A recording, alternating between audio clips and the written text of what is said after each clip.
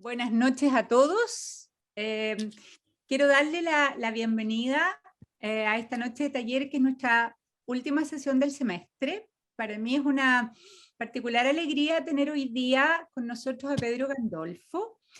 Pedro no sabe esto, pero varias de sus crónicas han circulado en el chat que tenemos en el taller, las hemos comentado, las hemos leído con mucho gusto. Pedro Gandolfo es abogado, aunque algunos no lo sepan, es abogado, es profesor universitario, pero además es columnista habitual del diario El Mercurio y es crítico literario. Todas esas son las presentaciones formales, ¿no? Para mí es un amigo entrañable, es alguien a quien, aunque no vea nunca, quiero y admiro profundamente por su sensibilidad, ¿no? Y por una manera de mirar el mundo que cada vez que yo leo algunas de sus crónicas, se lo he dicho alguna vez, me devuelve la esperanza, ¿no? Así que me da mucho gusto tenerlo esta noche con nosotros y le agradezco también que se haya hecho el espacio para compartir la mirada del crítico, ¿no? Este año nosotros hemos estado leyendo desde el punto de vista de las ataduras, de los sesgos, y desde ahí a mí me pareció que era particularmente interesante que nos acompañara alguien que se acerca a la literatura con el gozo, por supuesto, de un gran lector como es Pedro, pero que también tiene una otra mirada, que es la mirada del crítico, ¿no? Y compartir con alguien que mira y lee desde ahí es muy interesante. Así que bienvenido, Pedro. Felices de estar contigo hoy día. Bueno, muchas gracias, muy linda tu presentación, Natalia, muy emocionante para mí. Eh, eh, Aunque tampoco ustedes lo crean, a mí también me llegan comentarios de este taller, que ya yo creo que ha empezado a ser legendario en Santiago, en los círculos literarios de Santiago, así que yo también me siento honrado, para decirlo bien sinceramente, de estar con ustedes. Mira, yo me temo que los voy a decepcionar, pero el tema que voy a plantear es un tema que yo estoy trabajando en los últimos años, para decirlo de manera más bien silenciosa. Y en la búsqueda, en el marco de ese tema,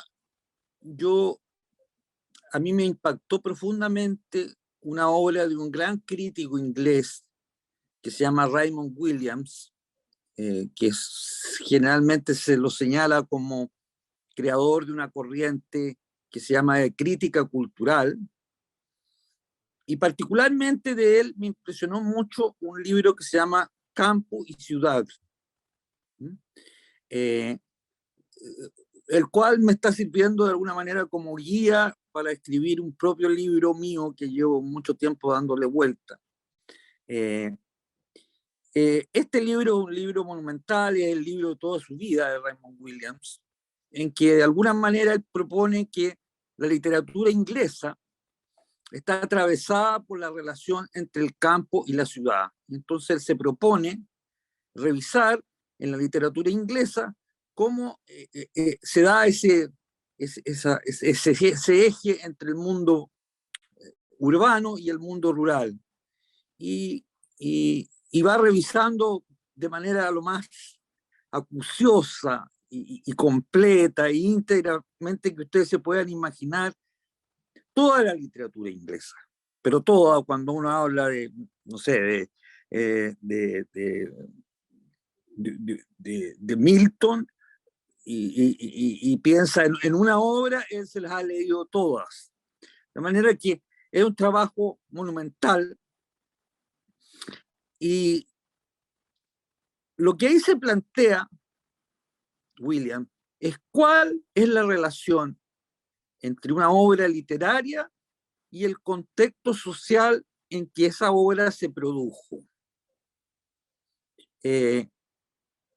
es generalmente una cuestión que uno no se plantea, digamos. Uno habitualmente se relaciona con el texto sin preguntarse cuál es la relación que tuvo el autor al momento de producir ese texto, al momento de crearlo, con el contexto social que lo rodeaba.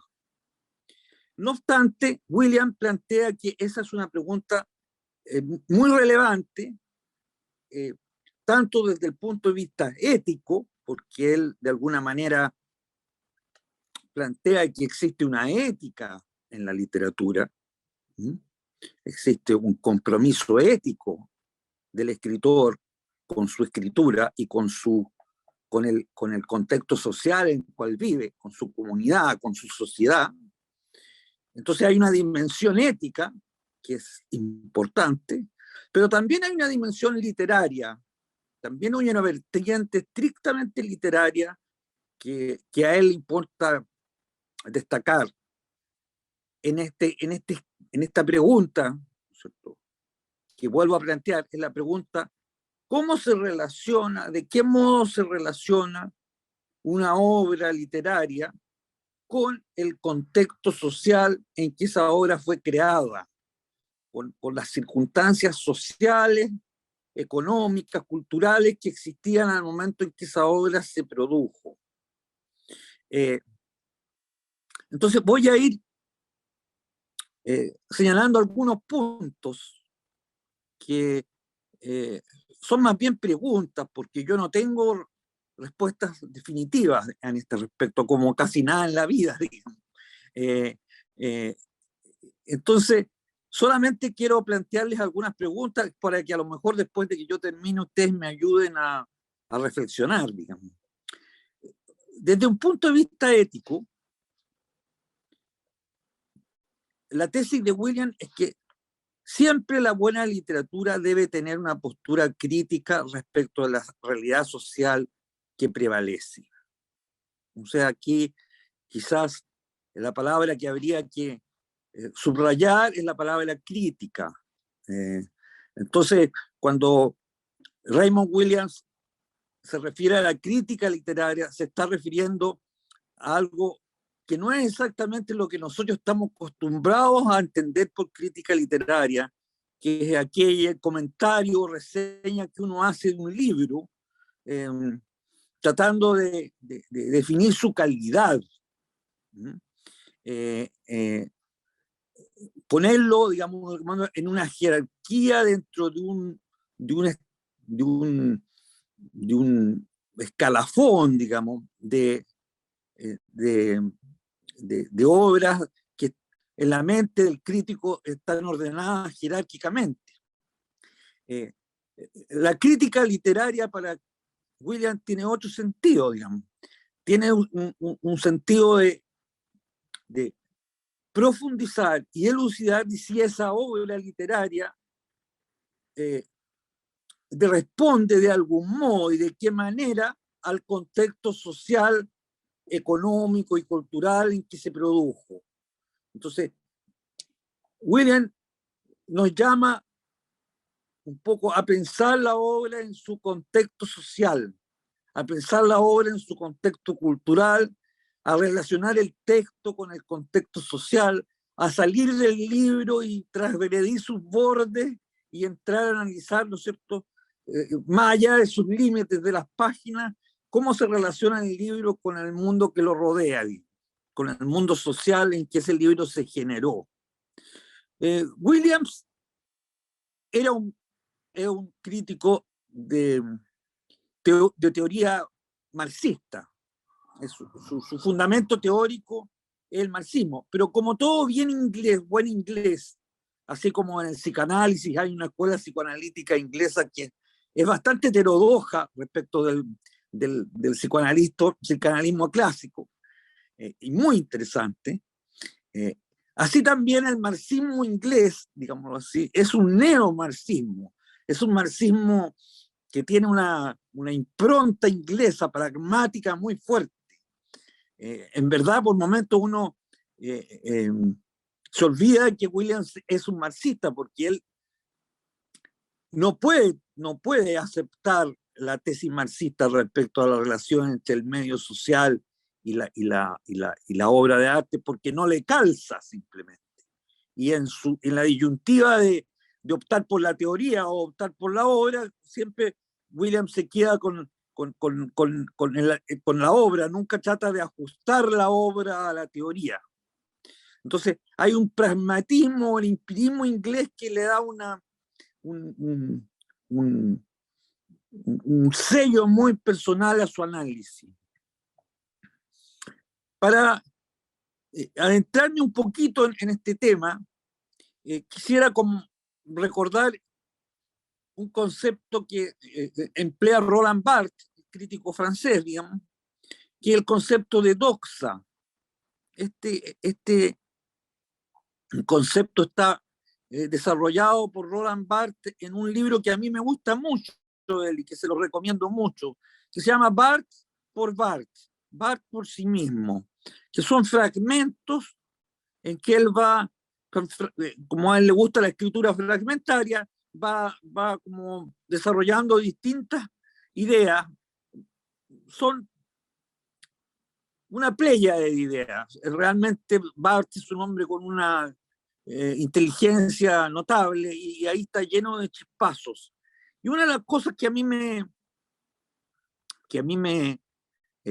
fascinó de ese texto de Barthes es que él recupera el concepto de doxa, que es un concepto aristotélico antiguo, digamos. Generalmente se traduce por opinión.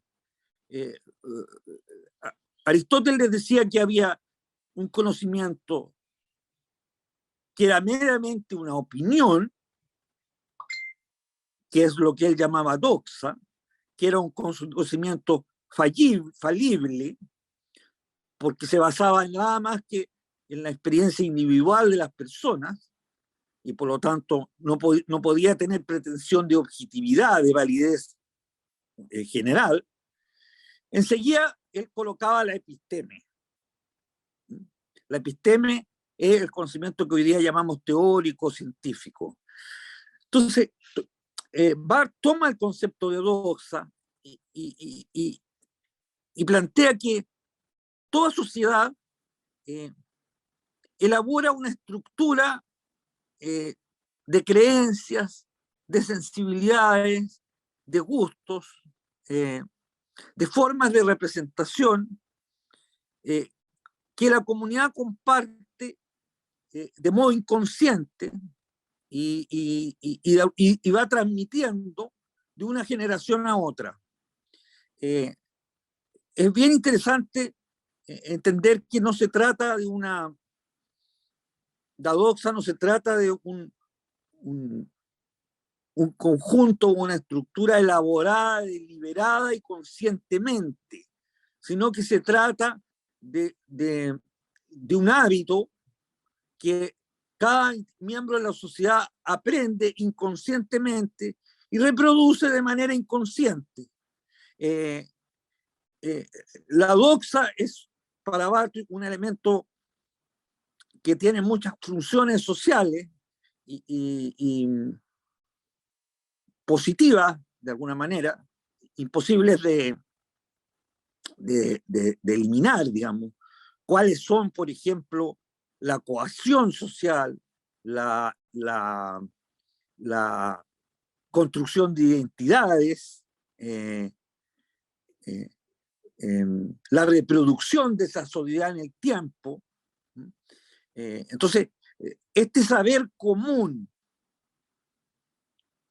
en el cual nosotros participamos sin darnos cuenta, en el cual compartimos por el solo hecho de pertenecer a una comunidad, del cual no estamos conscientes y a partir del cual operamos, es como el sustrato, digamos así, el sustrato cognitivo, nociológico, a partir del cual nosotros estamos situados y a partir del cual nosotros, por lo tanto, elaboramos nuestros juicios de gusto, nuestras sensibilidades, las formas de representación, las formas como representamos.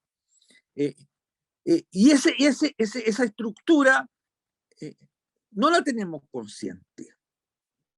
Y cuando Raymond Williams habla de que la literatura, para que tenga un valor ético, tiene que ser crítica, se está refiriendo, podríamos decir, a la crítica a la doxa, a la crítica a esta opinión común, a este conocimiento compartido pero inconsciente. Todas las sociedades segregan un conocimiento que es tan presente y que nosotros, en el cual nosotros nacemos y nos criamos, que lo percibimos, no lo percibimos como, lo sentimos como si fuera el aire en el cual respiramos y como tal no nos damos cuenta de su existencia. Pero nuestro conocimiento, nuestros juicios de sensibilidad, de gusto, de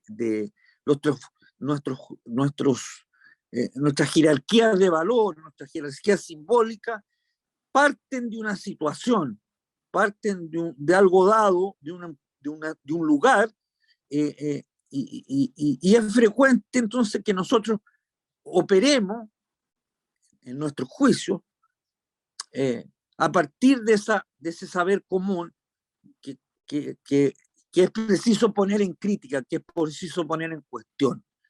Para mí, como ustedes entenderán, este tema es particularmente relevante, porque yo siempre me pregunto desde dónde yo estoy realizando mi crítica, cuál es mi situación, porque mi situación no es inocua, sino que mi situación desde el lugar donde yo nací, la familia que yo tuve, la clase social a la cual pertenezco, el lugar donde yo nací, en términos de nación, cuál ha sido mi idioma, cuáles han sido mis influencias de todo orden, de alguna manera van formando una estructura mental que influye poderosamente en mis juicios críticos. Entonces, la crítica a la cual se refiere Williams y que todo escritor debe afrontar en su obra es la crítica a ese sustrato, a esa estructura. Yo diría que, y le encuentro razón a Williams, que no hay literatura buena si la literatura no se plantea de algún modo críticamente respecto a la sociedad y al contexto social en el cual vive. Porque el contexto social en el cual vive va a ser el contexto social predominante, común, ese que en el cual nosotros fuimos colocados por una suerte azarosa que nos hizo nacer en un determinado lugar, en un determinado espacio, en una determinada familia, en una determinada clase social. Esa estructura que conlleva conocimiento, que conlleva opiniones, que conlleva juicios de valor, que están objetivamente internalizados por nosotros, pero de los cuales no nos damos cuenta, son aquellos precisamente los que hay que poner en cuestión a través de la obra literaria. Entonces, una obra literaria que se mueve en una ingenuidad, digámoslo así, que no toma en consideración este carácter situado que tiene el autor, digamos, en tanto escritor, es una obra que éticamente tiene una falla. Tiene una falla porque le falta este rasgo esencial, que es que una obra no está aislada, forma parte de un contexto social, y en ese contexto social no existe un grado cero de la literatura, sino que la literatura está montada sobre un fundamento, y ese fundamento es un fundamento que de ordinario nosotros no tenemos conciencia de él, y que sin embargo existe y lo aceptamos como si fuera algo natural.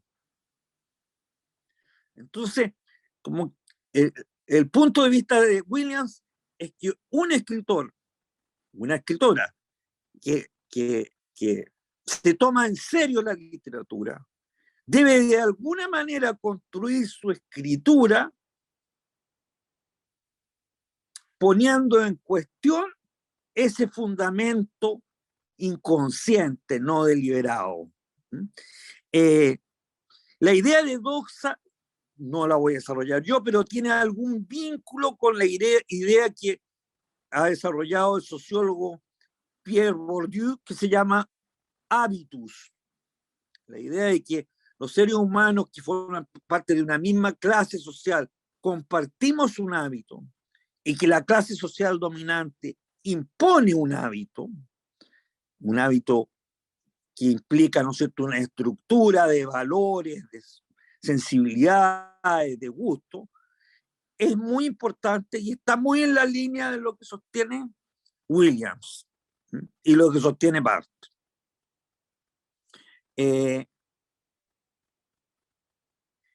¿Por qué es importante criticar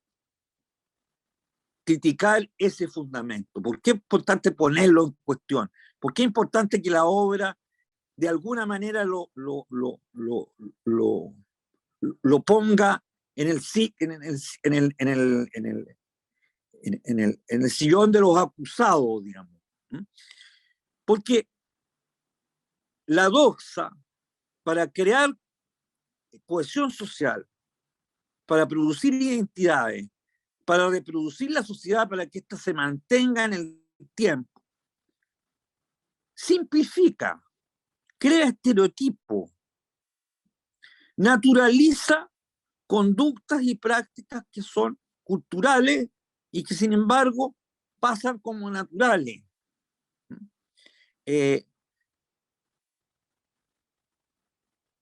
Por lo mismo, existe de algún modo en el escritor, digámoslo así, que se deja llevar por la doxa sin lucidez,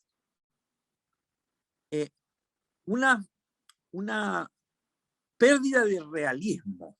Yo sé que la idea del realismo en la escritura es una idea compleja de abordar. Sin embargo, yo creo que el escritor, en las distintas vertientes que puede tener el realismo, vastísima, siempre tiene un compromiso con la realidad.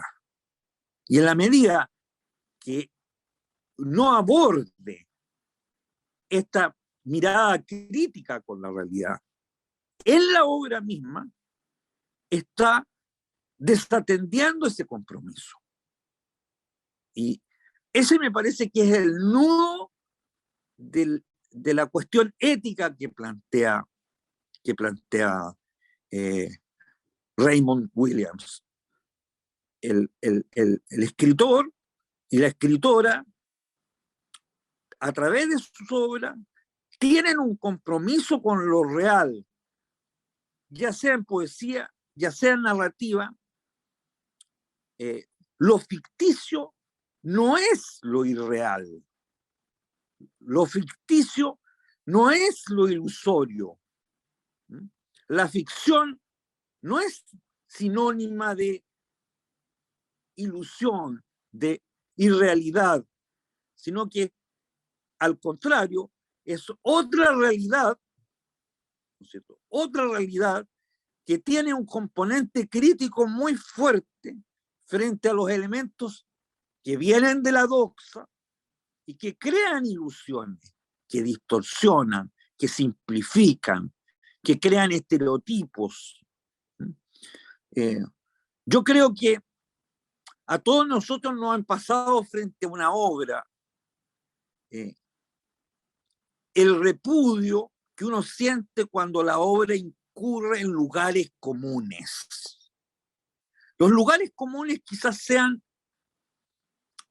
la expresión lingüística más básica de la doxa, de este conocimiento extendido, común, no comprobado, pero sin embargo asumido como que fuera verdadero, real, naturalizado. Los lugares comunes son la expresión más básica de esa atmósfera en que el escritor y cada uno de nosotros se mueve, en la cual estamos y en la cual no nos damos cuenta que estamos. La tratamos de algún modo, nos hacemos los lesos y pensamos que somos como unos sujetos absolutos al estilo kantiano, digamos, que vivimos como en un universo sin que haya un sustrato que nos está determinando, digamos, nuestros juicios, nuestros pensamientos, nuestras sensibilidades, nuestros valores. Hay un libro que yo recomiendo mucho en materia de crítica. Sé que es muy difícil de leer completo, pero por lo menos recomiendo el capítulo primero, que es Mimesis, de Erich Auerbach. Es un libro de una erudición que no supera a cualquiera, digamos, pero el capítulo primero, que se refiere a la cicatriz de Ulises, es un capítulo espectacular y es accesible a cualquiera. Bueno, mímesis significa imitación de la realidad, representación de la realidad. Lo que realiza en ese libro Auerbach es cómo en la historia de Occidente el realismo se va como plasmando de distintas maneras y cómo va tomando distintas vertientes. Pero es obvio que él supone que existe un compromiso de la obra literaria con la realidad. Y para que ese compromiso se lleve a cabo, no podemos eludir el elemento crítico. Y el elemento crítico es un elemento que nos saca del texto y nos obliga a comunicar el texto con su contexto social y económico y cultural. Porque ahí, en ese contexto social y cultural, vamos a encontrar este espectro, por decirlo mismo, esta fantasmagoría que está operando y moviendo los siglos sin que nosotros nos demos cuenta. En el fondo es un desafío para el lector gozoso, digamos, para el lector ensimismado.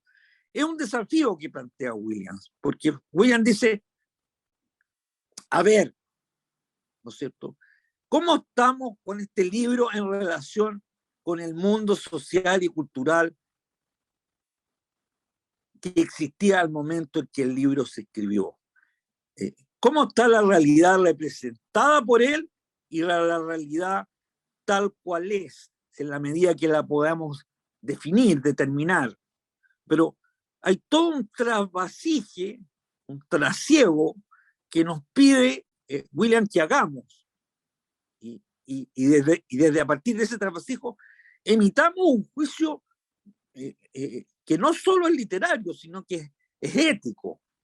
Ustedes comprenderán la relevancia que tiene esto y la actualidad que tiene esto, la vigencia, porque todas las críticas que vienen del feminismo a la literatura, al canon literario, de alguna manera se alimentan de esta concepción de la crítica cultural de Raymond Williams. Él es un autor fundante de muchas escuelas. No podemos leer un libro inocentemente, cuando inocentemente significa desprenderlo de la realidad social en cual surgió. Y ese es un deber ético que tenemos, y un deber ético que tiene el escritor. Pero además, este problema, esta pregunta, tiene una importancia literaria, estrictamente literaria, porque, en mi opinión, un texto literario se define como literario, un texto literario se diferencia de textos que no son literarios. Estamos preguntándonos por algo que no vamos a resolver nunca, obviamente, que es ¿qué es la literatura? Digamos.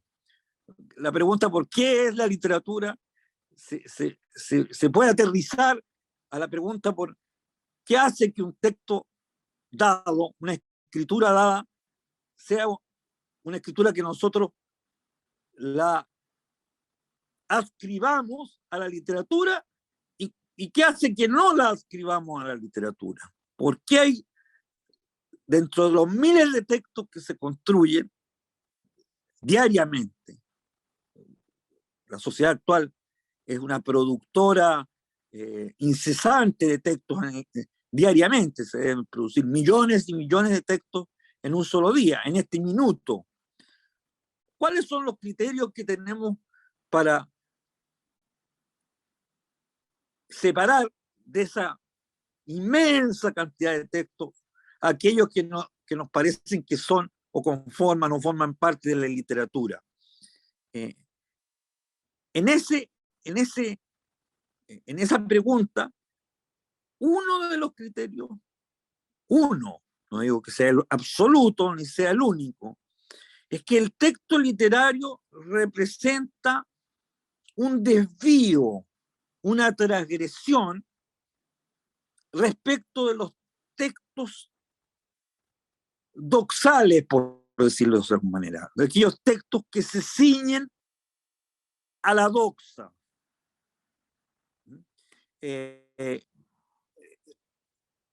Uno cuando se enfrenta a un texto literario, inmediatamente se da cuenta que estamos ante un texto enrarecido, que tiene rasgos que lo diferencian del texto que está basado solamente en este conocimiento doxal. Hay una separación, una segregación, un desvío, ya sea formal o en los contenidos. Puede ser que a posteriori un texto que fue escrito como no literario, por ejemplo, un texto científico, un texto sobre el cultivo de la viña, elaborado por un enólogo de mediados del siglo XV, un tratado de enología de mediados del siglo XV, con todos sus detalles, pequeños dibujos, etc. Ese tratado, que en principio no era literatura, puede llegar a serlo desde el momento en que caduca su fin utilitario y uno lo puede leer como separado de su ciencia y separado de su intencionalidad original, y puede parecerle a uno que se encuentra bellamente escrito y que tiene un encanto, un sabor, incluso una mirada que ahora posteriormente la percibimos como literaria, pero que obviamente contemporáneamente al momento que se produjo no lo era. Estoy dando un ejemplo estrambótico, pero que tiene una aplicación en lo que les voy a decir enseguida. Yo estoy revisando, para los efectos de mi curso universitario, las cartas que envió Carmen Arriagada, una talquina, era chillaneja, pero se radicó en Talca, en la primera mitad del siglo XIX. Estas cartas están datadas entre 1835 y 1844.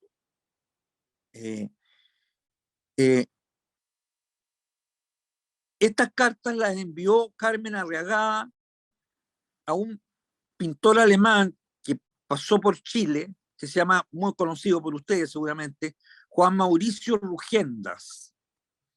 Este pintor alemán, que era un pintor viajero, un pintor que trabajaba en exploraciones científicas, en expediciones que se hacían hacia América. Pasó por Chile y se radicó en Chile como 8 años. Y Carmen Arriagada, que estaba casada con otro alemán, se enamoró de él, se enamoró perdidamente de él. Y él de alguna manera le correspondió y se produjo un epistolario muy hermoso, del cual solo se conservan los textos de ella. El año 44, 45, Rugenda regresó a Europa y murió allá. Su obra plástica está en los museos más importantes de Alemania y de Europa. Y muy posteriormente, en la década del 60, en un baúl de una buhardilla familiar, se descubrieron las cartas de Carmen Arriagada. Lo lindo de esta historia es que Rugendas conservó las cartas durante toda su vida, y por eso la conocemos a ella. Y yo creo que es la primera escritora de Chile, así de grande, así de importante. Son más de 250 páginas. Es obvio que ella encontró en la carta, en la epístola, un modo para escribir. O sea, era en otro contexto cultural, con otra doxa, ella quizás habría sido una novelista, una cuentista, etc. Pero en la cultura que ella le tocó nacer y crearse y desarrollarse, a pesar de que era una persona muy educada, tenía una educación, una ilustраción absolutamente excepcional para su época. La única vía, el único intersticio para poder escribir a una mujer en Talca a principios del siglo XIX, en el año 30, 1830, es la epístola. Y yo le diría que es impresionante la subjetividad que queda ahí reflejada. Entonces, igual que en el Tratado de Enología, quizás si uno la mira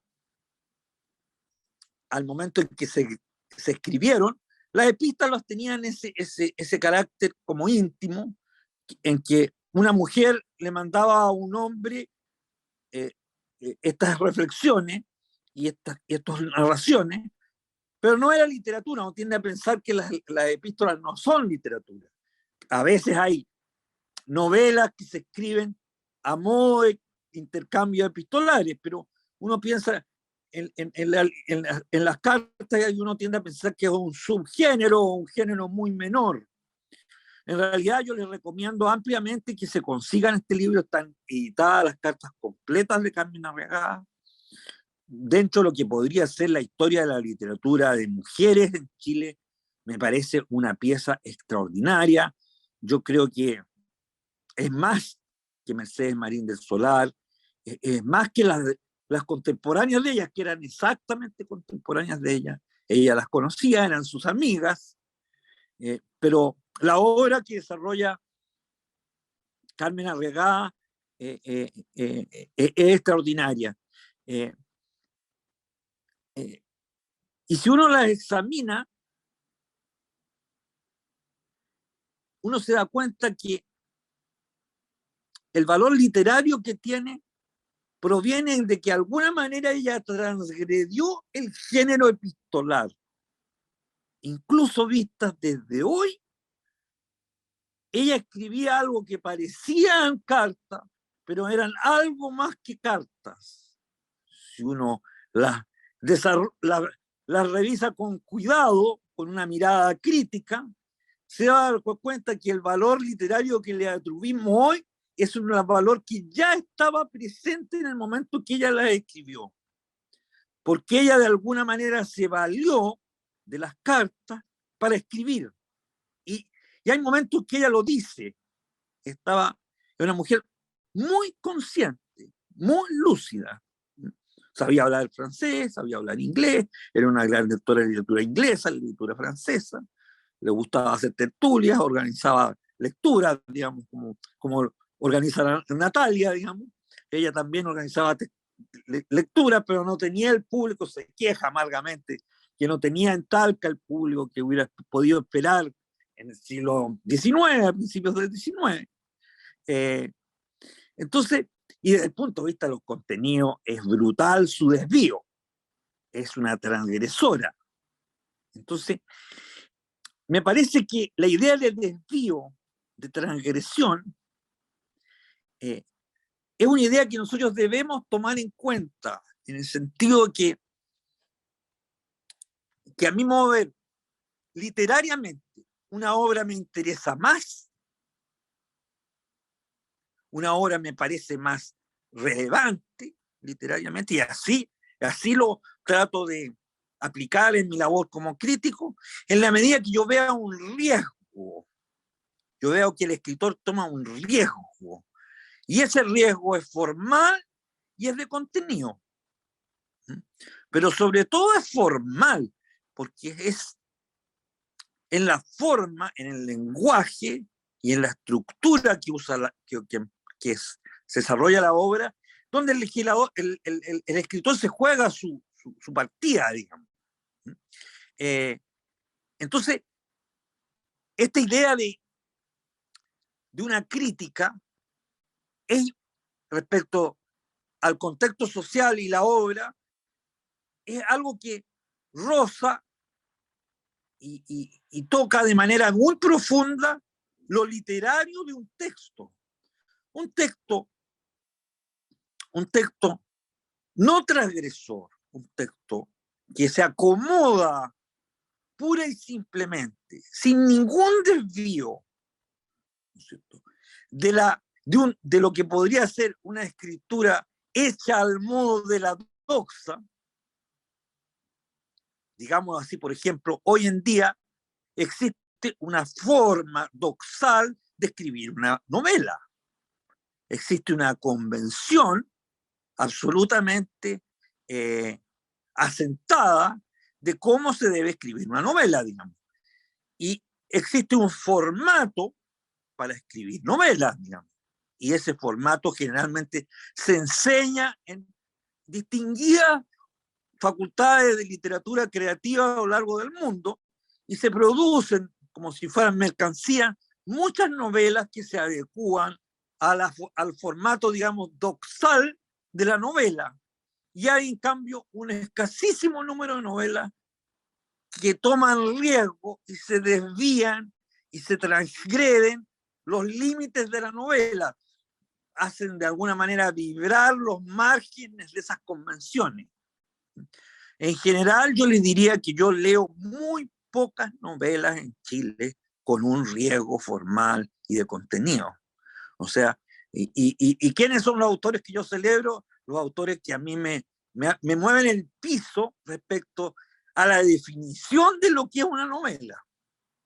Y diríamos que también, respecto de estas cosas, la doxa opera, sin que nos demos cuenta, y una persona que quiere ser un novelista, lo hay mucho, digamos, y escribe una novela, sin darse cuenta, adopta este modelo convencional o doxal de novela, digamos.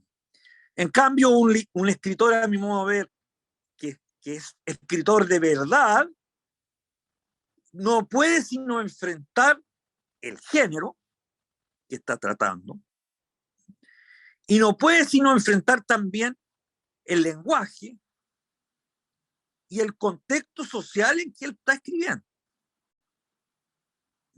Entonces, la posición de un escritor tiene que ser extremadamente lúcida y crítica. Y eso se tiene que plasmar en el texto. Tiene que encontrar una forma de expresión en la escritura misma. En el libro Campo y Ciudad, William, después de él abandonó todos estos conceptos porque era muy crítico de sí mismo, desarrolla dos conceptos como básicos: la idea de una pastoral, la idea de una contrapastoral. La pastoral se produce, él está hablando de campo y ciudad, pero uno puede extenderlo, su noción a más dimensiones de la vida social. La pastoral se da cuando la obra literaria coincide exactamente con el espíritu de la doxa. En la pastoral existe un idilio entre la obra y la doxa, un matrimonio. El autor se deja seducir, de alguna manera, para expresarlo metafóricamente, por este espíritu, por este hábito que nos rodea, y lo reproduce en su texto. El resultado de eso es lo que William llama una pastoral. Él está hablando de la pastoral campestre, que él toma el concepto desde el idilio griego, desde la época, ¿no es cierto?, de la teogonía de Sió y los trabajos y los días, particularmente esa última obra, digamos, y que después están las geórgicas de idilio, están las bucólicas de idilio. Hay toda una tradición del idilio en la cual se basa William para ir formulando esta idea de la pastoral como una obra literaria que de alguna manera traiciona el compromiso ético con lo real. Y es una obra que formalmente, además, es una obra que se allana sin ningún cuestionamiento a las formas canónicas de la literatura. Y por otro lado está la contrapastoral, que es aquella, ¿no es cierto?, en que la obra literaria repudia el espíritu de la doxa, repudia la opinión común, repudia las formas convencionales, repudia la obra formateada, ataca el contexto social. Diríamos que la contrapastoral, como su nombre lo indica, es el polo contradictorio de la pastoral. En Chile, yo diría que existen autores que están practicando una contrapastoral fuerte, digamos. Desde luego yo pienso en figuras como Diamela Elti, pienso en figuras menores como Marcelo Leona, pero se da esa contraposición. Y en cambio hay como, yo diría, toda una masa de escritores que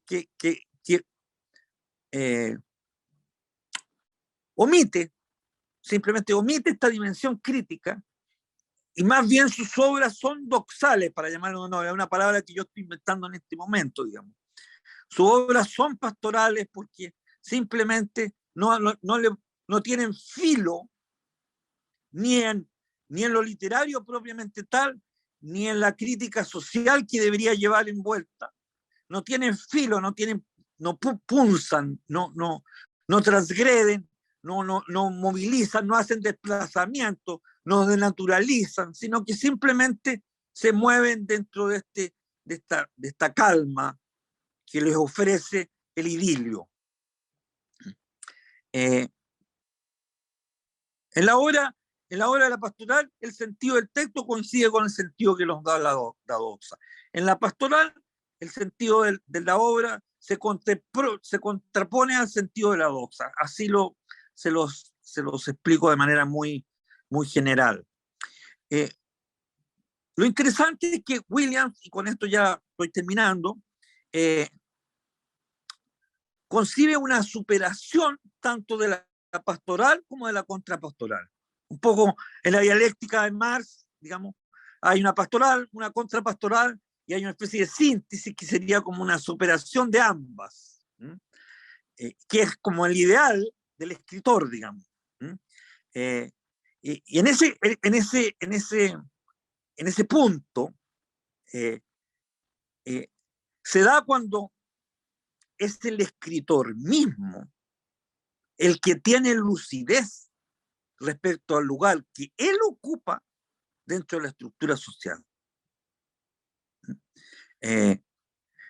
Decíamos que la doxa, el hábito, opera inconscientemente, está de alguna manera corporalizado, lo recibimos dentro de nuestro cuerpo y es el cuerpo el que lo transmite.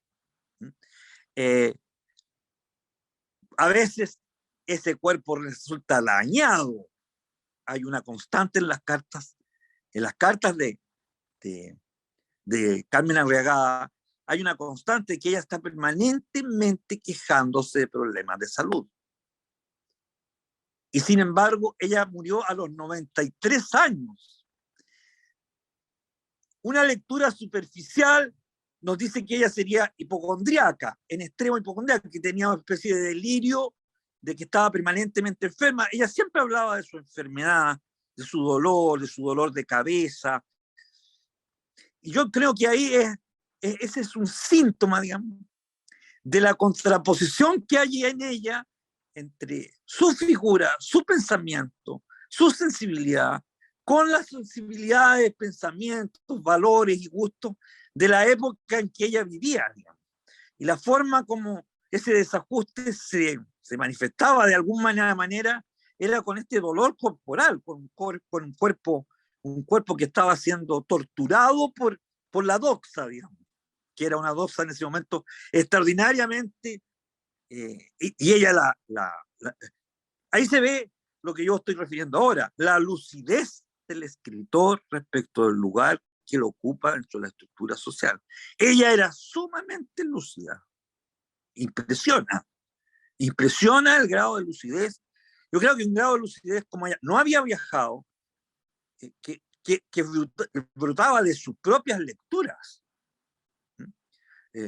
lo que le permitió distanciarse de la doxa, distanciarse del hábito social común, además de su inteligencia, de su talento. Fue las lecturas de alguna manera nos otorgan esa lucidez.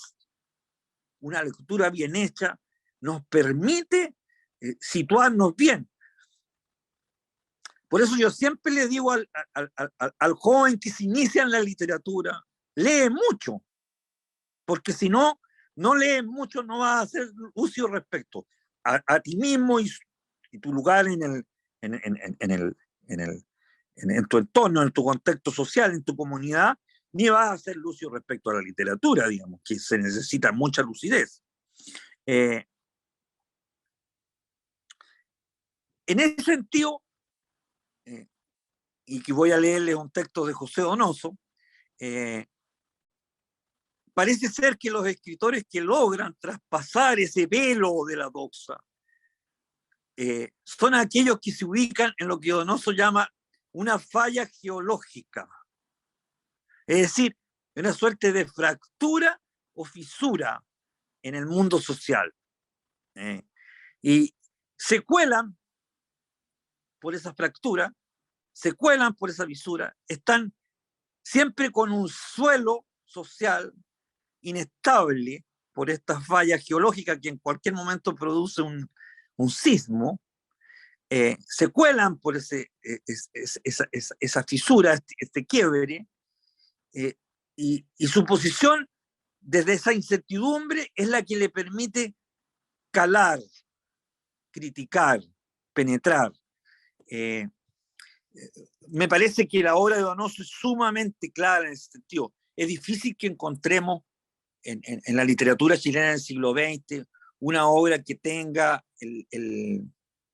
la penetración de crítica, relación crítica que tiene la obra de José Donoso. Digamos. Él ha sido fundamental. O sea, es imposible conocer críticamente la sociedad chilena de todo el siglo XX sin una lectura acabada de la obra de Donoso. Donoso es un autor que desarrolló el espíritu crítico, digamos así, en el sentido, en el orden que establece Raymond Williams de la manera más acabada, tanto en la forma como en el fondo. O sea, Donoso fue capaz de elaborar no solo libros en que pone en cuestión la estructura social de su época, sino que elabora un lenguaje adecuado a esa crítica. Yo lo que siempre he conversado con Diamela, le he dicho que donde me parece ella que sus textos interesantes, sus textos significan una superación de la contrapastoral. No se lo he dicho así ni en esos términos a ella, pero eso es lo que yo quiero decirlo, porque ella está tan lúcidamente situada que no solo plantea una crítica que para ella es fundamental, la posición crítica sobre la situación social y cultural en Chile. Su obra la construye a partir de esa postura crítica. Lo fundamental a mi entender es que ella elabora un lenguaje literario que es correspondiente con esa actitud crítica. El lenguaje de Amelia Earhart no es fácil, pero ese es el costo que tiene que pagar ella, porque de alguna manera, si el escritor pretende elaborar una obra crítica, pero con el mismo lenguaje de la realidad representada, digamos, falla.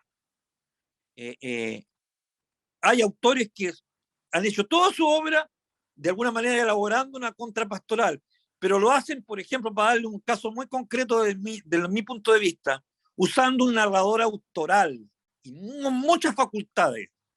Entonces, un narrador autoral que en el fondo puede hacer lo que quiera con sus personajes, puede entrar y salir de su conciencia, puede saber más que sus personajes, puede trasladarlos del tiempo de adelante hacia atrás, de atrás hacia adelante, puede opinar él de acuerdo a sus propios pareceres, puede hacer opinar a los personajes, los puede hacer contradecirse. Una obra autoral es una obra omnipotente. Esa figura narrador tiene un paralelo con la figura política del dictador, del tirano. Un narrador más limitado, un narrador polifónico, es un narrador que podríamos llamar más democrático, más participativo. Si yo quiero hacer una crítica social a la época de la dictadura y uso un narrador autoral con omnipotente, estoy cayendo en una contradicción interna porque estoy usando una herramienta que es dictatorial dentro del ámbito de la literatura para criticar una dictadura. Lo que hace me parece sumamente potente la obra de Amelia Earhart en Chile, porque estoy dando el ejemplo más clásico, es la correspondencia entre su espíritu crítico y el lenguaje que emplea. Ella tuvo que elaborar un lenguaje que generalmente las personas que no la siguen se lo critican y dicen que es una obra demasiado hermética, demasiado difícil de leer, pero realmente ese es el lenguaje que ella encuentra, que ella elabora y que yo encuentro que es el gran mérito de su obra, porque ahí se juega un autor, es el lenguaje a través del cual corresponde hacer la crítica. La crítica está en el lenguaje, la crítica se hace al lenguaje, porque la estructura que uno critica está imbricada en el lenguaje, y si uno no critica el lenguaje, no puede deshacerse de los parámetros en que se mueve la doxa. Les quiero leer a Donoso, porque Donoso elabora esta tesis de que son los autores, los escritores que se apoyan en una falla geológica, los que pueden escribir grandes obras literarias. De alguna manera se está como justificando a sí mismo, dice, no tuve libertad de elección, porque un escritor no elige ni su voz, ni su mundo, ni su protesta, ni su modo de manifestarla. Fíjese lo que dice, habla de protesta y el modo de manifestar la protesta. O sea, él tiene muy claro esta dimensión crítica de la literatura, que es una crítica respecto de sí mismo. Eso es lo que tiene muy presente Williams. para poder atravesar la contrapastoral y superar esta dialéctica, el escritor tiene que tener la solidez suficiente para criticarse a sí mismo, su postura dentro de la sociedad y ubicarse en el lugar en el cual él está escribiendo y someter a ese lugar a crítica, digamos. Dice enseguida, lo que fue creciendo desde mis palabras, pronto lo comprobé, me estaba asignado antes de que yo naciera, atándome a cierto dolor de perfil inconfundible. Todo esto lo está escribiendo José Donoso en Conjeturas sobre la memoria de mi tribu, que es una obra biográfica excelente, es una obra magnífica. Dice, reitero, me estaba asignado antes de que yo naciera, atándome, esta frase me parece especialmente importante, atándome a cierto dolor de perfil inconfundible. En mí, ese dolor se dio desde que fue niño como una conciencia de fisura social, y en el libro Fisura Social está en negrita, un desorientador menoscabo de quién era yo y quiénes mis padres, lo que destruía mi escasa seguridad sobre el lugar que me correspondía dentro del grupo de los que la suerte me asignó como pares. Quizás por eso estoy escribiendo ahora. Por la conciencia y el dolor de la fisura social. Dice, ese desorientador menoscabo de quién era yo y quiénes eran mis padres. Dice, desde mis lecturas iniciales me di cuenta de que el dolor causado por la ambigüedad social es uno de los temas que los novelistas han dado mayores frutos.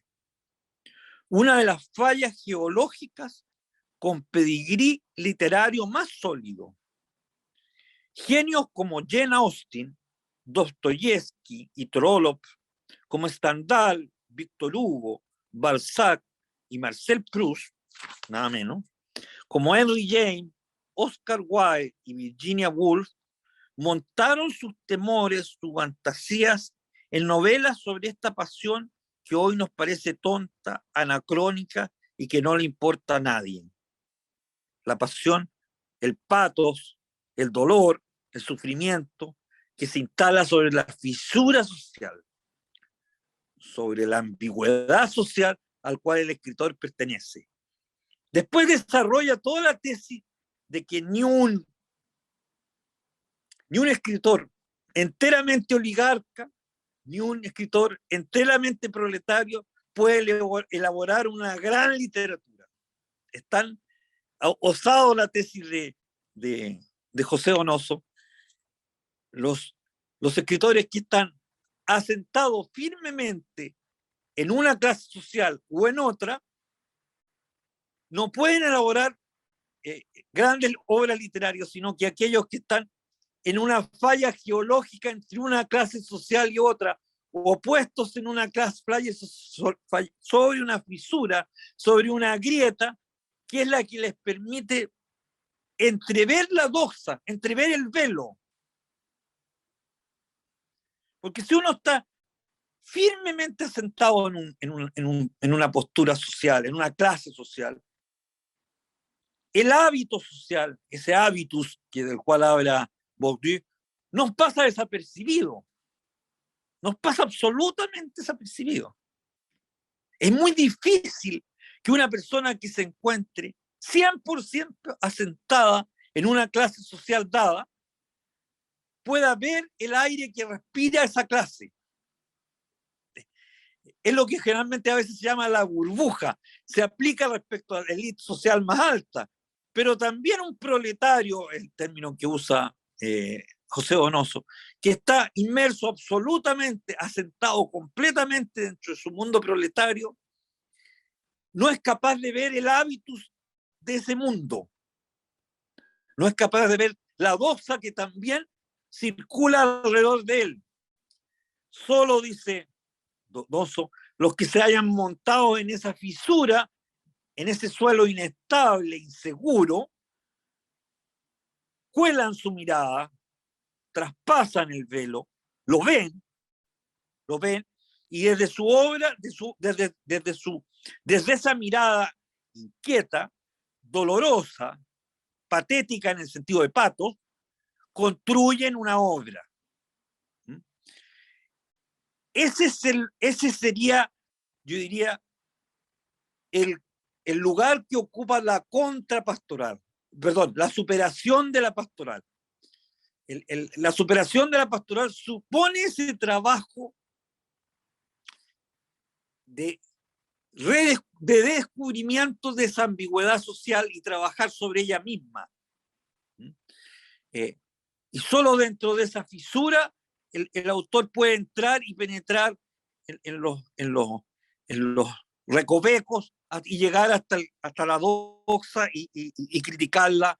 Y ese paso, por esos intersticios, generalmente deja una huella en el texto.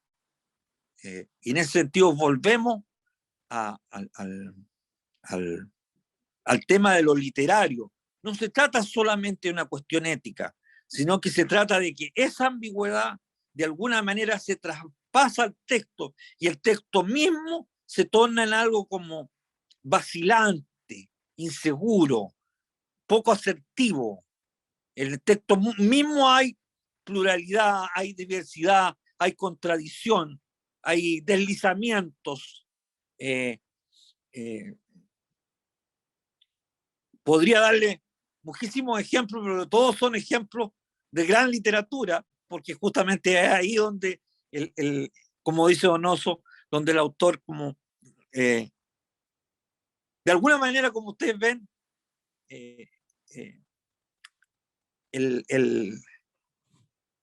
se produce una coincidencia, no solo ética, sino que literaria, cuando el escritor se empeña en trabajarse a sí mismo y trabajar la relación entre la obra y el contexto social y cultural.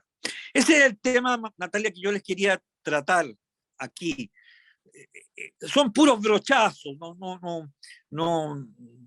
les pido disculpas, pero son como las ideas centrales de un fresco que necesita mucho más pulimiento y mucho más matiz.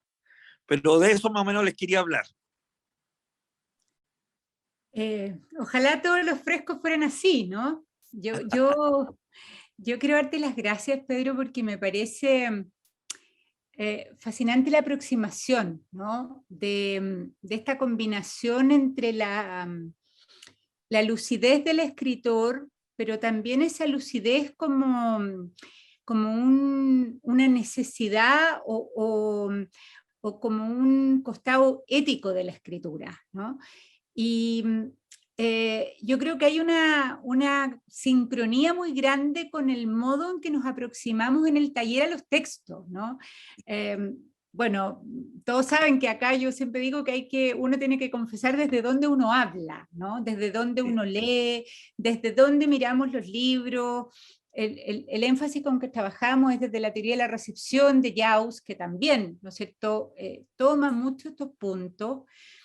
Y precisamente como para abrir un poquito en el rato que nos queda el debate, pienso solamente en dos textos que hemos leído en este semestre, ¿no? Pienso en T.S. Eliot y pienso en Joyce ahora a propósito de estos textos de la fractura entre el lenguaje y la doxa, ¿no? Que dan cuenta como magistralmente.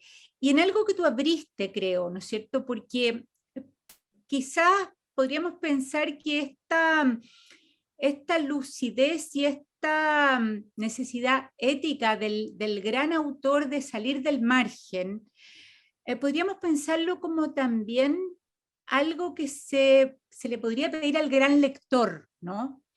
De leer también desde ahí, como una lectura necesaria al texto.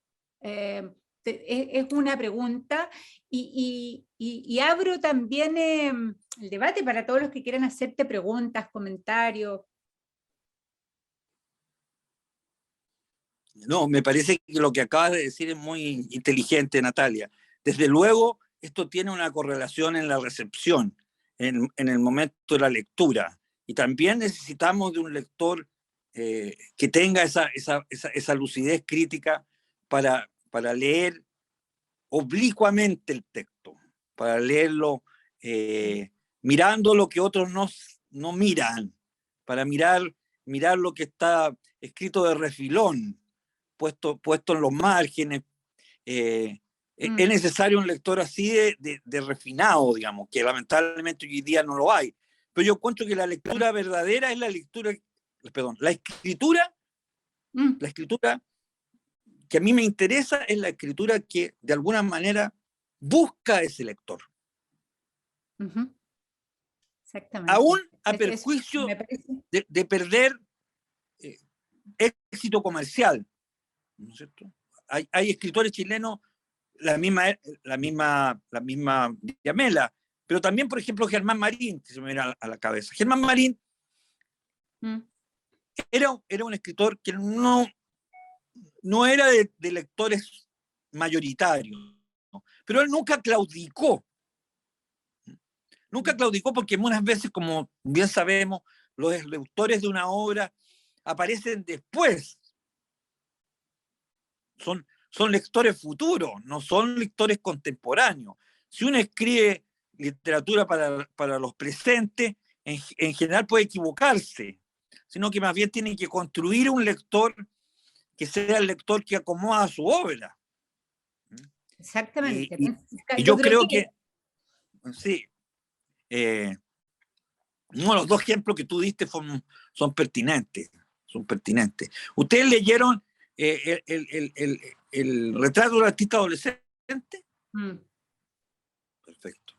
O sea, pensando en lo que tú dices, ¿no? Como ahí está el dar cuenta de esta mirada crítica a la religión, ¿no es cierto?, al nacionalismo, de una manera notable, ¿no es cierto? Sí. Y tan lúcida y tan fina, ¿no? A propósito del hacerse cargo de su época, ¿no? De una manera sin claudicación. Sin claudicación, sí. Sí. María Yo no sé Elena, si... perdón, sí, sí, tú ibas a decir algo. Sí. No. Prefiero que escuchemos algún comentario, una pregunta. Bueno, gracias. Pedro Gandolfo, yo soy una antigua lectora de sus o tus escritos en el diario. Siempre me dejas pensando. Tus, ok. Te agradezco mucho. Tu intervención hoy día me deja pensando, me deja un poco preocupada respecto de mi propia lectura. A mí, por ejemplo, Díame Latín me ha costado mucho, pero voy a reincidir ahora con esta sugerencia tuya. Tengo unas poquitas preguntas. Mira, cuando se habla de un texto clásico, yo tendí a pensar que se trata de un texto que está escrito en X época, por ejemplo, muy antiguamente, pero que sigue vigente mucho, mucho, mucho después. Entonces, en ese mucho, mucho después ya está, vamos a decir, descontextuado del contexto en que fue producido. Y sin embargo, por su naturaleza, digamos, lo que lo hace clásico es que sigue tratando asuntos, me parece a mí, casi me atrevo a decir, universales de lo humano. ¿Cómo se explica ahí? Habría una suerte casi de contradicción, ¿no? Esa es una pregunta. Lo otro que te quería decir es que cuando tú describías, ¿no? Ahí, leyéndonos a Donoso, que lo encontré conmovedor, pensé si acaso cualquier verdadero artista, ¿verdad? No solamente la literatura, sino un artista también, por ejemplo, un pintor, en fin, no tendría esas características, ¿no? de sensibilidad y de transgresión, ¿no? de capacidad de ver un poquito distinto de lo que vemos cuando estamos sumergidos en la doxa. Eso, bueno, tengo varias cosas más, pero por último te pregunto, la Mistral, la Gabriela, que por lo más, no sé si te ha contado Natalia, ella nos invitó este año en cada sesión partimos leyendo un poema de ella. ¿Te parece que sería una autora que sería, entre comillas, o sin comillas, no sé, una verdadera escritora? Bueno, esas tres cositas te planteo. Y muchas gracias. ¿Sabes? era tan buena tu primera pregunta que me quedé pensando en ella inmediatamente, y cuando recuperé el hilo estaba en la tercera. Entonces, si me pudiera formular la segunda de nuevo. Es que no tengo para qué ser tan golosa, si ya nos hablas de la primera está bien. La segunda dejemos entre paréntesis, era respecto a que Ya. si un verdadero artista, ya sea escritor, escritora o de otra arte, pintor, en fin, no tendría también estas características, ¿no? De una sensibilidad especial que le permite ver y criticar su tiempo. Eso era lo segundo. Sí, sí.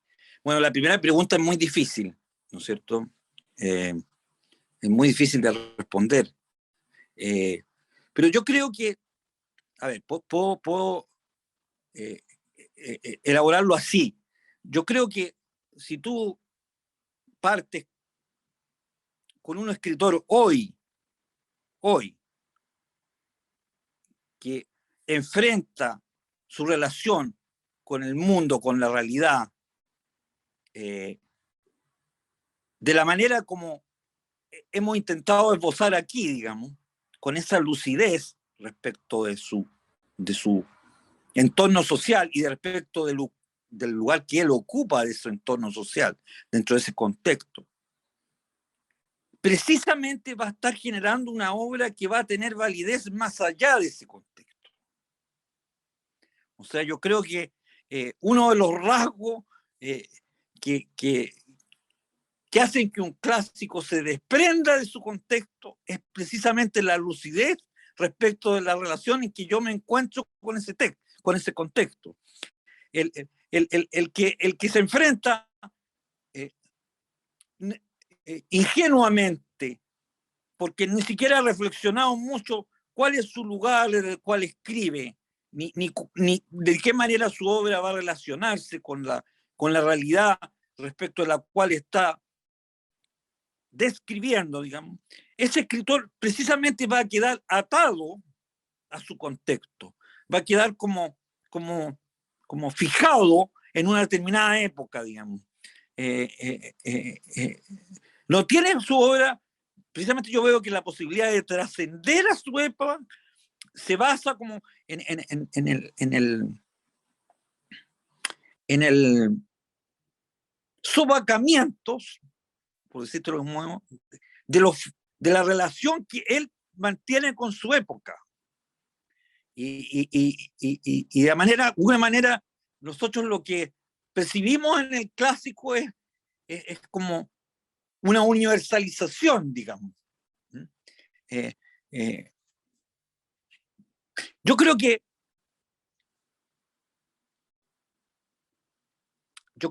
lo que habría que preguntarse aquí es qué se entiende por crítica, por postura crítica.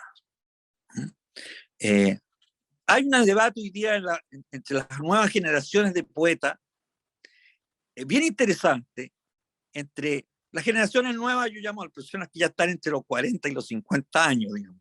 La poesía en Chile tiene tanto retraso que los jóvenes de hace 20 años todavía siguen siendo llamados por algunos como nuevas generaciones o jóvenes, porque hay como dos escuelas que se como detestan, por decírselo así en forma simple. Los que siguen empeñados en hacer una poesía formalmente apegada a la métrica típica del siglo de oro. Me estoy refiriendo a Juan Cristóbal Romero, a Rafael Rubio, fundamentalmente son a Cristóbal Joanón, tres poetas que han desarrollado con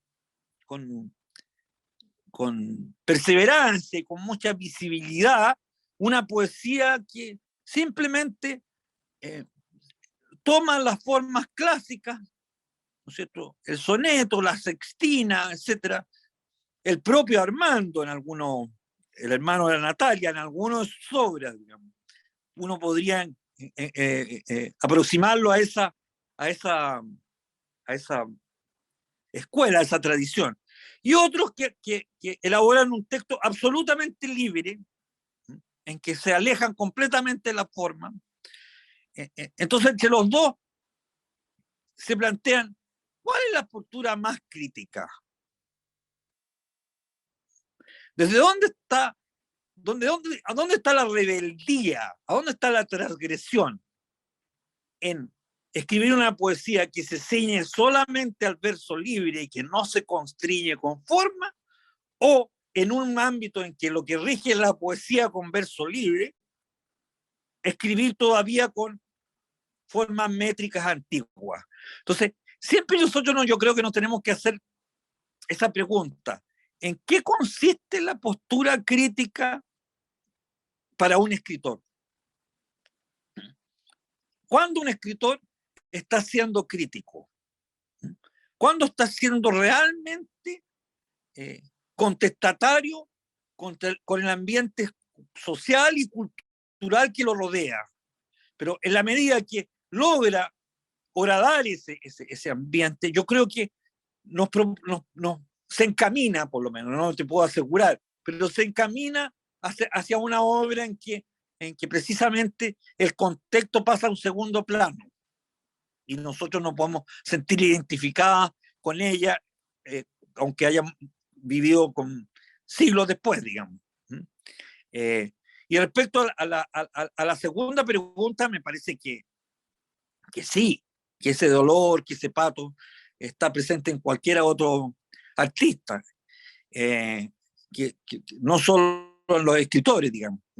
Y respecto a la tercera pregunta, que se refiere a la Gabriela Mistral, ¿no?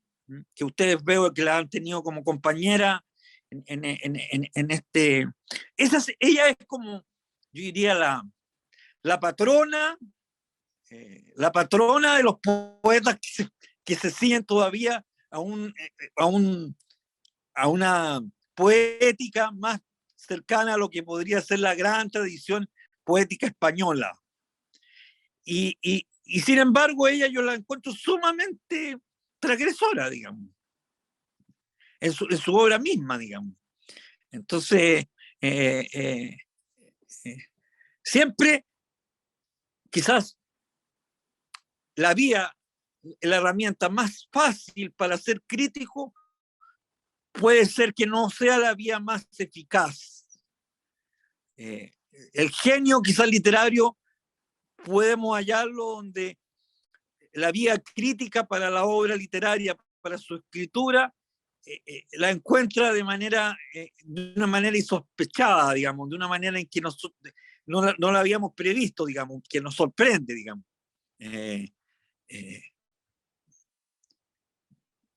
No creo que sea el caso de Gabriela Mistral. Yo creo que Gabriela Mistral escribe una obra de alguna manera extemporánea respecto a lo que se estaba escribiendo en su propia época. Es una obra muy personal. No sé si te satisface. María Elena te llamas tú, ¿no? Muchas gracias, me satisface mucho, Pedro. Sí, me das luces, por supuesto, para seguir y seguir. Muchas gracias. Sí. Al tiro, Claudia. Yo creo que tuviste una clave, Pedro, que yo no quisiera dejar pasar, quisiera subrayarla. Estuvo como invitada el año pasado al taller de Amela, y yo creo que cuando tú tomas el caso de la Diamela, no lo tomas en general. Tú diste un ejemplo muy, muy específico, ¿no? Dijiste cómo Diamela toma, ¿no es cierto?, por ejemplo, el tipo de voces o la polifonía en la obra de la Diamela como una crítica a la dictadura, ¿no? En vez de tomar una voz dictatorial. Yo creo que ahí hay un ejemplo de cómo, ¿no es cierto?, la dialéctica de forma y fondo hacen un sentido profundo. No es la transgresión formal por la pura transgresión, ¿no? Exacto. Entonces, yo creo que ahí hay un punto que es clave, como cuando uno piensa en por qué Homero en la Odisea, ¿no es cierto?, es un autor en que hay una modernidad de la obra absolutamente adelantada, ¿no? En el modo en que se estructura. Entonces, no es la pura innovación, es cuando la innovación está al servicio de un propósito profundo también, ¿no? Yo creo que eso es bien importante subrayar lo que tú dijiste, que a mí me parece clave. Sí, Que no exactamente. basta con algo como nos decía en Joyce también, ¿no es cierto? No es escritor simplemente el que piensa que puede escribir para expresar lo que siente. Está muy bien que quien quiera lo haga, pero eso no lo convierte en escritor, Sí, ¿no? Y yo creo que ahí hay una diferencia sí, bien central, ¿no? sí. Si uno, la leí releí hace un par de años, eh, El relato del artista adolescente. Eh, eh, es una obra que tiene, bueno, está bellísimamente escrita y tiene un contenido precioso, digamos. Eh, eh, pero también tiene un riesgo formal. Yo me recuerdo el inicio Mm, en que él va trabajando el lenguaje infantil. la vaca mu. Valento, sí, sí. A mí me impresionó de la primera vez que lo leí como él mimetiza, hace una mímesis del lenguaje infantil y cómo ese lenguaje se va haciendo cada vez más complejo a medida que avanza la edad del supuesto narrador, digamos. Entonces, me parece que todo ese trabajo es un trabajo en que, como bien dices tú, la dialéctica forma y fondo desaparece porque la forma no está alterada porque sí, sino que está en función de un propósito, digamos. La construcción de la novela a partir de Epifanía, que a mí me parecía, eso tuve la idea en algún momento de hablar de la Epifanía en vez de lo que estamos hablando ahora, pero siendo que la obra de El retrato del artista adolescente parece ser más clásica que el Ulises o el Finnegan's Wake, me parece que también hay no solo en los contenidos, un espíritu muy crítico contra la religiosidad católica, contra la forma en que se aborda la sexualidad, etcétera, sino que también en la forma hay una alteración que ya como anticipa el Joyce posterior, digamos. Esta tarea crítica, esta función crítica, a veces es una obra en progreso, es un trabajo lento que supone varias etapas.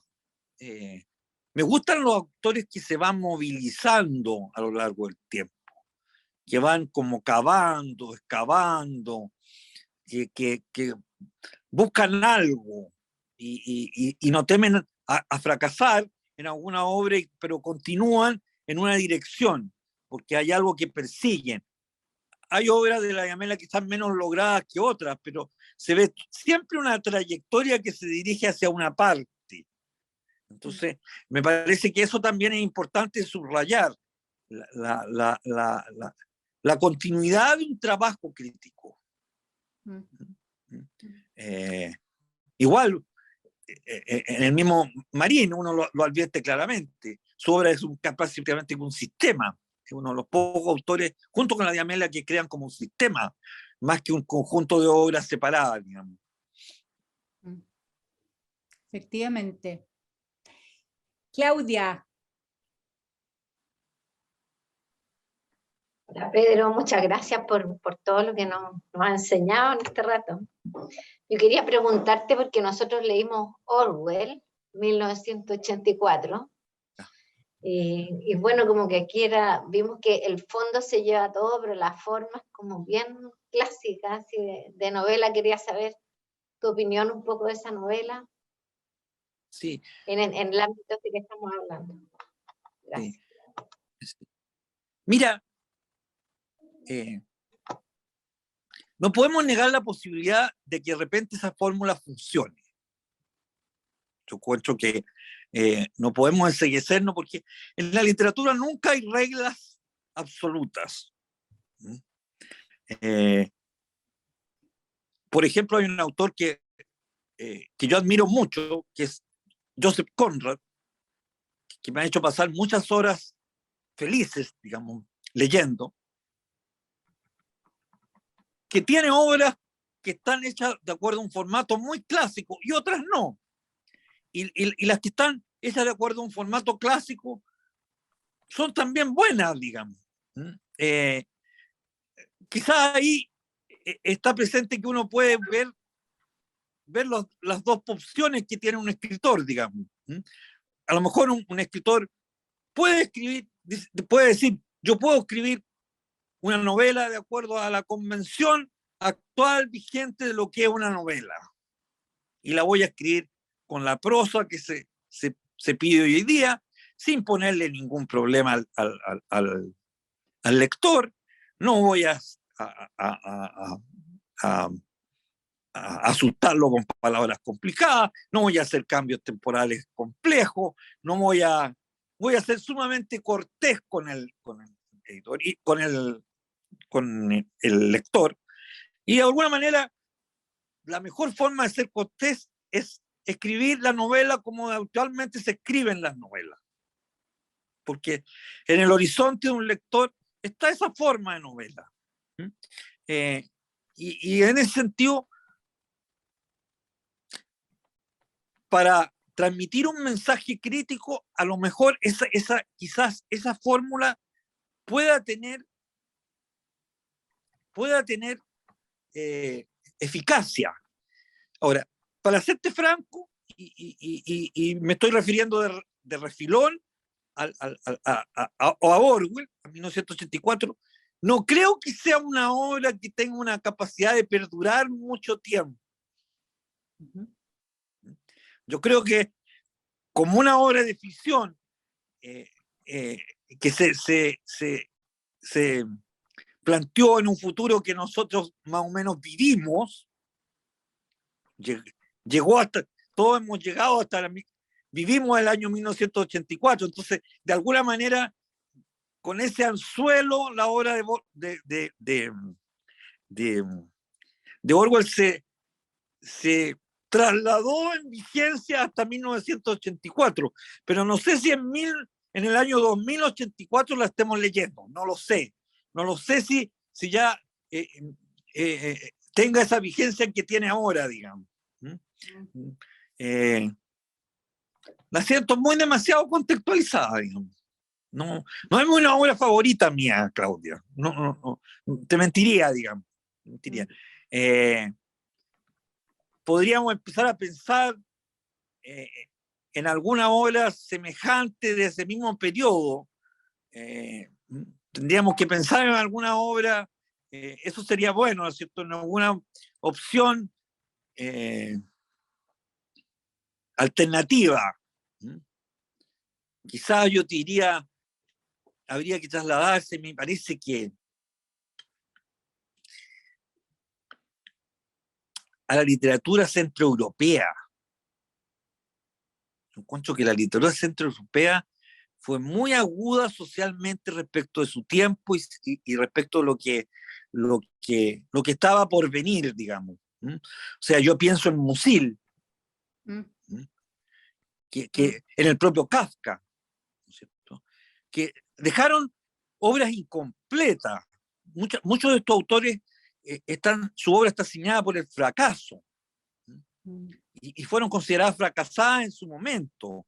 Pero yo siento que en los cuentos y en algunas de las novelas incompletas de Kafka hay una anticipación del futuro muchísimo más profunda y que va a tener que tiene mucho más sentido y va a seguir teniendo sentido para nosotros que la obra de Orwell. Y ahí tú puedes ver un caso de una obra en que el filón crítico está de la mano con un cambio formal. Las estructuras de su obra, de sus narraciones, el lenguaje que emplea Kafka, es toda una cierta manera una innovación respecto a la novela que se estaba escribiendo en su época. Yo creo que en ese ámbito espacial de la novela mitteleuropea, de la mitad del siglo, también en Joseph Ross, uno puede encontrar obras que a mí me interesan más, que me mueven el piso de manera más profunda.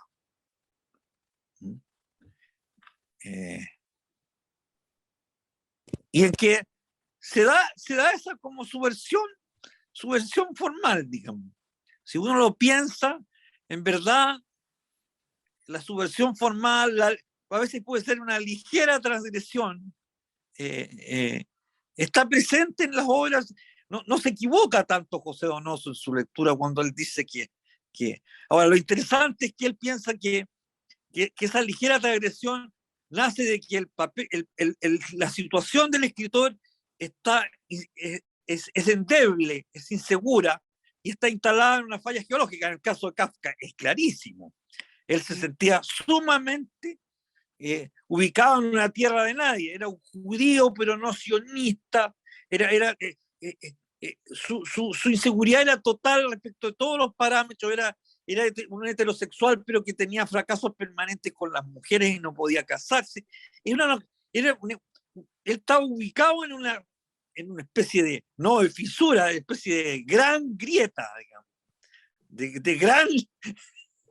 Todo, él lo dice, lo dice como su sustrato se desmorona, digamos, se desmorona. Entonces, escribe desde la inseguridad. No sé, me parecen más interesantes esas figuras. Es interesante leer las otras para contrarrestarlas, para como tener una forma de un parámetro. No estoy muy, Claudia, muy, ¿cómo decirlo? Feliz en mi forma de expresarme. Estoy un poco confuso, te pido disculpas. No, está buena la reflexión, súper buena. La pasamos aquí también, nos pasó un poco cuando comentamos. No, me parece totalmente. Sí. Totalmente, uno piensa inmediato, yo me voy al rinoceronte ionesco, por ejemplo, sí, ¿no? Exacto. De su situación, o a Bohumil Raval, ¿no es cierto? Una soledad demasiado ruidosa, ¿no? Sí. Pensando en otros textos de la época, como yo creo que también la matriz de sentido de la fractura es una matriz súper interesante, o sea, a propósito de que no basta la crítica, ¿no? No basta la crítica.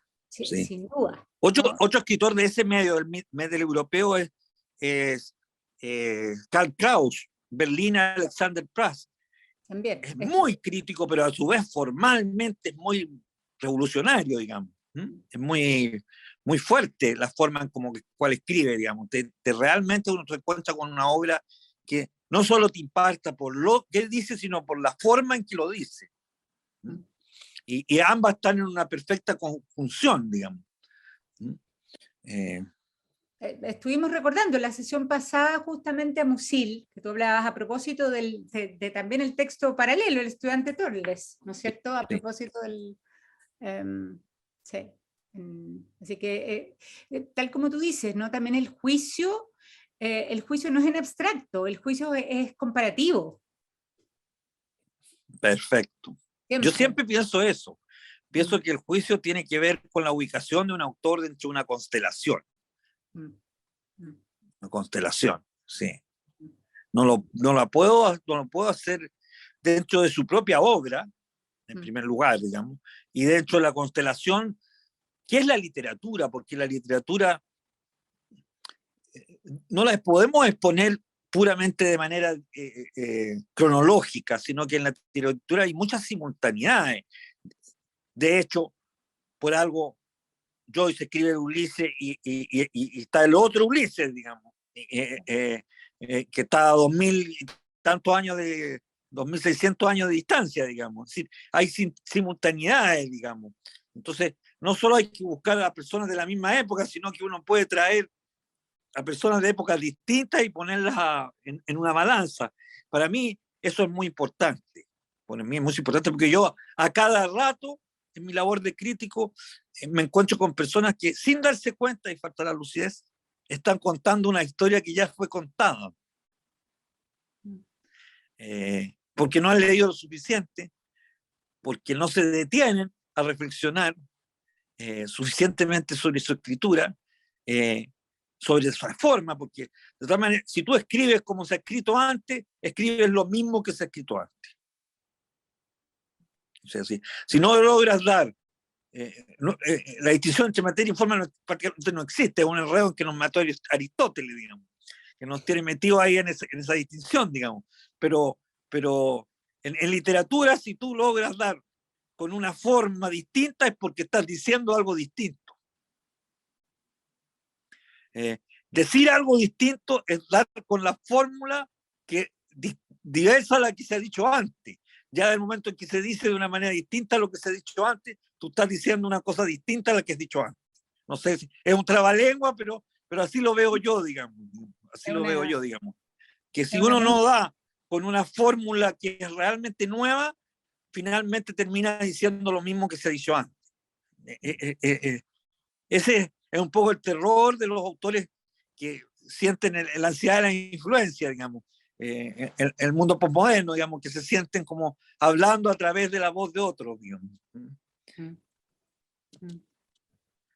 Es una muy buena mirada. Nos quedan poquito rato, pero quedan unas preguntas. Carol. Sí. Hola Pedro, te habla Carol. Muchas gracias por tu tiempo y por compartir tu visión y pasión con nosotros. Te quería preguntar, en tu opinión como crítico, si hay autores contemporáneos que te parezcan interesantes. Ya mencionaste, por supuesto, a Diamela Altit, pero ¿hay alguien más en Chile o en otra parte que te parezca interesante desde tu mirada, en esto que tú nos cuentas de la forma y el contenido también? Sí. De esa transgresión. Ya, en Chile me parece súper interesante. Encuentro que hay narrativa de mujeres muy interesante. O sea, Lina Meruane, Nona Fernández, y me encanta a mí, yo soy un admirador y me parece un trabajo muy bueno que hace Cynthia Rimsky. Perfecto. Sí. A nivel nacional y en el plano de la escritura de hombres, digamos, me parece súper atractivo lo que estaba haciendo Mike Wilson. Yo sé que no es chileno, es norteamericano, pero vive en Chile hace mucho tiempo, hace clases de literatura en la Universidad Católica. Marcelo Mellao, hay autores que están como explorando. El mismo Alejandro Zambra es una persona que me parece que está siempre como buscando una forma adecuada a lo que quiere decir. Y si ustedes lo revisan en toda su escritura, ustedes van a ir viendo que él va saltando de una forma a otra, siempre una búsqueda formal, que no es una búsqueda de lo experimental puramente, sino que es una búsqueda de la forma que acomode a lo que él tiene que decir. Uno lo puede ver de los dos lados. La crítica necesita de una forma y la forma necesita de una crítica. Una forma pura, vana, no. Y a mí como escritor internacional actual, bueno, me gustan poetas, me gustan muchas poetas, digamos. La Anne Carson es una poeta que a mí me seduce mucho, digamos. Actualmente la leo mucho.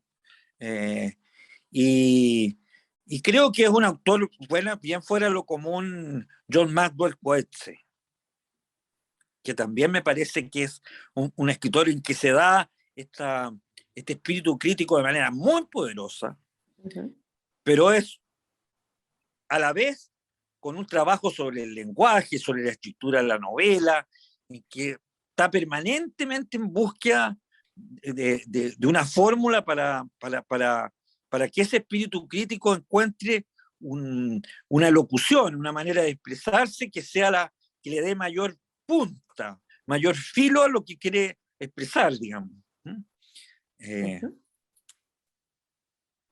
Súper. Anotados todos. Muchas gracias, sí. Pedro.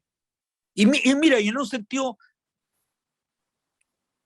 y también me gustan mucho Holman Pamuk. Ah, ok. Que ahí tú puedes ver, pues, sí, también me gusta mucho Holman Pamuk. Súper. No, hay buena literatura que se está escribiendo, narrativa tanto en Chile como fuera. Uno puede uno puede leer la literatura contemporánea sin ningún problema, digamos. No estamos en un hoyo. No, yo encuentro que hay buenos narradores. Perfecto, sí, eso quería saber, porque también Sí, de repente en los estantes de las librerías hay de todo, ¿no? Pero quería saber tu sí, visión más, sí, más como de los que escudriñan sí. en eso. Seguramente se me están en- olvidando mucho, Claudia, pero Carol, sí, sí, pero con claro, esto tenemos bastante, Pedro, así que muchas gracias. Tenemos más que vacaciones de invierno cubiertas. Muchas gracias. gracias, Carol, gracias. A ti. Gina. Pedro, me gusta mucho la cita que hiciste de Donoso, porque no es lo mismo estar parado en una fractura que estar parado en una falla geológica. Yo soy geóloga, entonces me hace mucho sentido cómo toma literalmente el concepto Donoso, porque la falla es viva, se está moviendo. Entonces, Perfecto. cuando uno está en este terreno, que no es una fractura, no es que tú no fuiste ni proletario ni de la élite y estás metido, sino que estás en un terreno que siempre se puede mover y eso produce una incertidumbre. Entonces, me gustó mucho, mucho tu cita de Donoso. Bueno, y toda tu exposición. Muchas gracias. No, muy pertinente tu observación. Me aclara además el texto de Donoso muy iluminadora, porque realmente lo que quiere decir él es eso, estar en un suelo movedizo, estar en un suelo inestable, que como dices tú, es un suelo vivo, que puede moverse en cualquier momento, y eso es lo que hace que no esté ni aquí ni allá y sin embargo quiere estar en otra parte. Esa es como la posición que él cree que es la que más es fructífera para un escritor. No estar ni en un lado ni en otro y moviéndose el uno al otro, pero tampoco quiere estar ni al lado A ni al lado B, sino que quiere estar en otro lado, digamos. Es como un no lugar, digamos, un lugar donde no puede establecerse el escritor, sino que tiene que de alguna manera escapar de ahí, y el escape es la escritura. Sí. Gran aporte, Gina. Coque, eres el último, la última pregunta. Sí. Pedro, muchas gracias, como han dicho todos. Yo te quería sacar un poco de lo que estamos hablando, si se puede, y me lo permite aquí la Natalia, pero yo siempre he tenido mucha curiosidad por los críticos, porque, bueno, en Chile, Alone, Ignacio Valente, Camilo Marx, Gumucio, a mí me gusta leer a los críticos, y también digo el terror que es sentir un crítico, creo yo, no sé, de no apuntarle con algún escritor que reúna requisitos que después pueda ser muy famoso, porque por ejemplo cuando este año vimos La Tierra Baldía, yo siempre pensaba mientras lo leía, aquí está ahí entre un genio y una persona que podría haber dicho esto no sirve para nada, digamos. Entonces, y además hay historias famosas también de críticos que han sido después, digamos, no es fácil, digamos, compatibilizar la amistad con los escritores, me imagino, con los poetas. Entonces, ¿cómo vas llevando eso? Y si tienes miedo o no, que de repente te podéis mandar como se dice en Chile, un condorito, porque debe costar mucho con tanta gente, como decías tú, que escribe hoy día en este libro de la Irene Vallejo, digamos, El infinito en un junco, hablaba de cuántas publicaciones habían diarias, mensuales, y es un número pero gigantesco, como decías tú. ¿Cómo compatibilizas todo eso? Mira, desde luego, hay que aclarar que la labor del crítico no es una labor exacta. Gracias a Dios. ¿No? Su tarea se mueve dentro del ámbito de las opiniones, no el ámbito de las demostraciones. Yo no puedo demostrar a través de un silogismo que una obra es mejor que otra y que una obra es mala. Entonces, dentro de ese mundo de lo contingente y no de lo necesario, yo acepto la posibilidad de error. O sea, acepto que esa es un gafe del oficio. Claro, trato de apiarme lo mayor que pueda, de tomarme las precauciones mayores para no incurrir en ese error. Pero estoy absolutamente consciente de que esa posibilidad del condorí, de pegarme un condorazo, mejor dicho, está presente. Ahora, ¿qué es lo que hago yo? Mira, yo escribo 24 críticas al año, que no es mucho, son 24 libros. O sea, en Chile se están publicando cerca de 3.500 libros al año. O sea, mi labor crítica ni siquiera alcanza el 1% de lo que se escribe, digamos.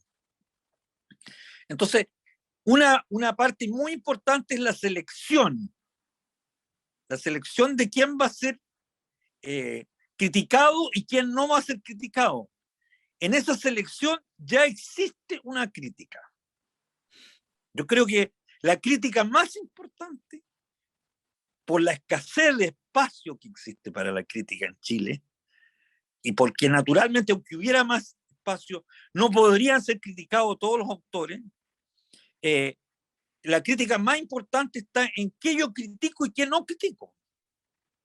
En ese sentido, hay en Chile hoy día una orfandad muy grande de los autores, porque sienten que si no son criticados no existen. Prefieren una mala crítica a la simple omisión.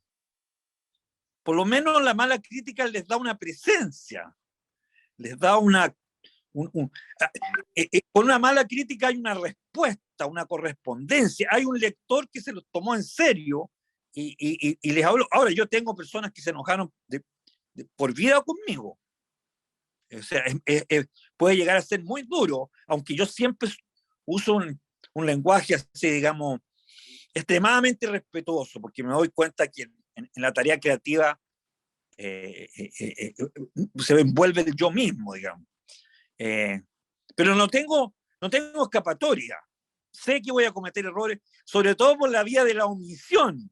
Eso es lo que más me preocupa a mí, porque como en Chile hay un mercado del libro y hay un mercado que está dominado por ciertas editoriales, no es un mercado, digamos así, homogéneo, no es un mercado absolutamente informado, perfecto, sino que es sumamente imperfecto.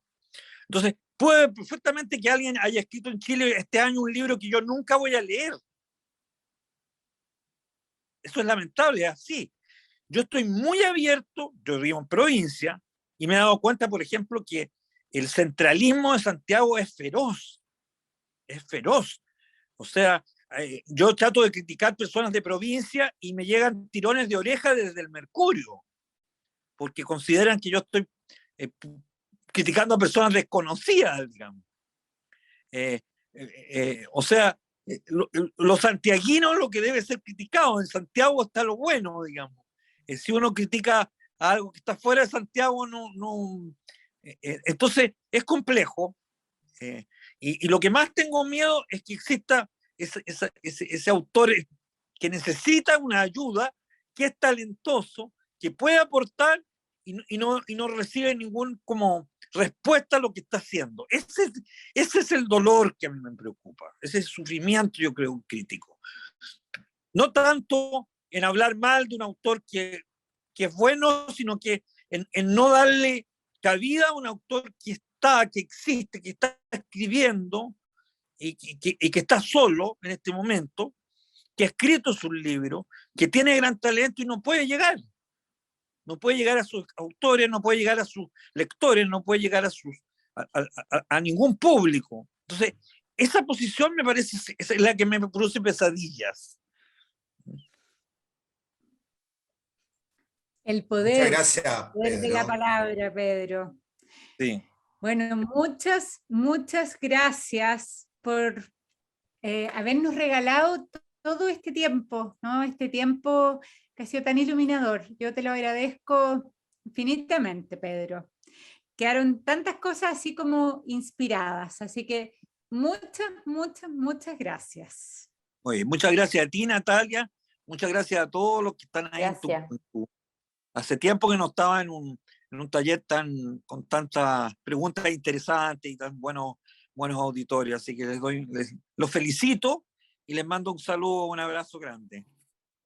Muchas gracias. Muchas gracias. Un abrazo placer. para ti. Muchas gracias, muchas gracias. Gracias a todos. Gracias.